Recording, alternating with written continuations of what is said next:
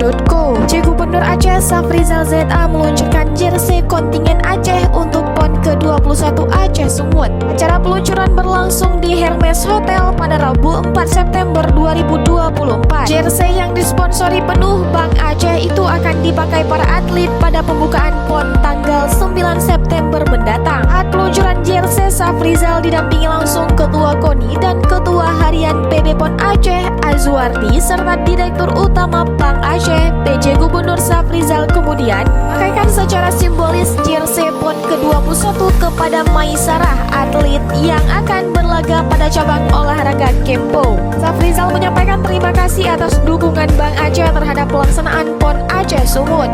Mau tahu berita terupdate tentang Aceh? Baca berita selengkapnya di Pinto.co.